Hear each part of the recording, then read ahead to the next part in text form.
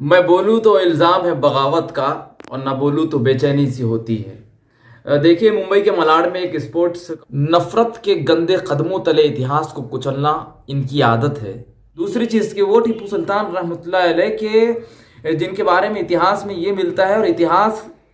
देवेंद्र फडणवीस जी के उस आरोप को सरासर डिनाई कर रहा है, खारिज कर रहा है कि जात के ब्राह्मण थे। तो बताइए, एक ब्राह्मण एडवाइजर होने के बाद अगर टीपू सुल्तान रहमतुल्लाह अलैह पर इस तरह का आरोप लग रहा है, तो मैं समझता हूँ कि ये सिर्फ नफरत के कारण कि वो जिनसे जहां वाले परेशान रहे हैं, वो मरहले हम पर बहुत आसान रहे हैं, और ले मशवरा हमसे भी है अहले हुकूमत, हम भी कभी इस मुल्क के सुल्तान रहे हैं। धन्यवाद।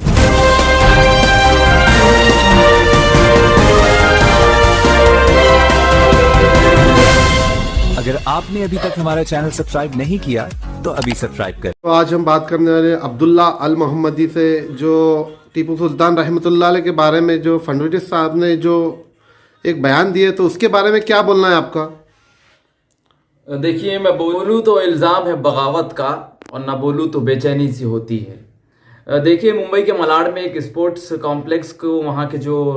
रीजनल एमएलए है उस कॉन्स्टिट्यूएंसी के, उन्होंने वहाँ पर एक स्पोर्ट्स कॉम्प्लेक्स का उद्घाटन किया, और वहाँ पर उन्होंने इस बात की मांग की कि उस स्पोर्ट्स कॉम्प्लेक्स को टीपू सुल्तान रहमतुल्लाह अलैह के नाम से का नाम दिया जाएगा। तो इसमें जो हमारे इस स्टेट के, इस राज्य के पूर्व मुख्यमंत्री और फॉर्मर सीएम देवेंद्र फडणवीस जी का एक स्टेटमेंट आया है कि टीपू सुल्तान रहमतुल्लाह अलैह को लेकर उन्होंने जो टिप्पणी की है, मैं उस पर यही कहना चाहूँगा कि भारतीय जनता पार्टी की एक विचारधारा यही है कि सांप्रदायिकता के आधार पर किस तरह समाज को बांटा जाए, और नफरत की ज़मीन पर वो अपनी सत्ता की कुर्सियों को फिर से रखने की कोशिश कर रहे हैं, क्योंकि बीएमसी चुनाव होने जा रहे हैं। मैं समझता हूँ ये अपने आप में बेहद शर्मनाक बात है कि वो टीपू सुल्तान रहमतुल्लाह अलैह, जिनके बारे में कर्नाटक के एक मशहूर आर्टिस्ट, मशहूर एक्टर गिरीश कर्नाड ने ये कहा था कि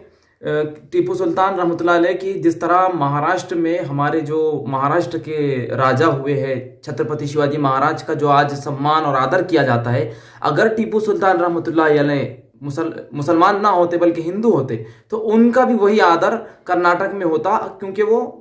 जाहिर सी बात है, जो अपनी बात वो कहना चाह रहे थे स्टेटमेंट के अंदर आ गई। दूसरी चीज़, वो टीपू सुल्तान रहमतुल्लाह अलैह जिनके बारे में ये कहा जाता है कि अंग्रेज़ों के सामने जिन्होंने एक बगावत छेड़ दी थी, और निज़ाम को और यहाँ तक कि मराठा राजाओं को उन्होंने लेटर्स लिखकर ये बात कही थी कि अभी हम देश की आज़ादी के लिए एक साथ आते हैं, हमारे जो आपसी मुद्दे हैं हम इस पर फिर कभी बात कर लेंगे। तो मैं समझता हूँ कि सांप्रदायिकता के लिए, नफरत के लिए इस तरह की बात कही जा रही है, जो कि नहीं कही गई तो ये अच्छा होगा। अब वो उनकी आपसी राय, अपनी राय हो सकती है कि वो किस तरह से कह रहे हैं। दूसरी चीज़ की वो टीपू सुल्तान रहमतुल्लाह अलैह के जिनके बारे में इतिहास में ये मिलता है, और इतिहास देवेंद्र फडणवीस जी के उस आरोप को सरासर डिनाई कर रहा है, खारिज कर रहा है कि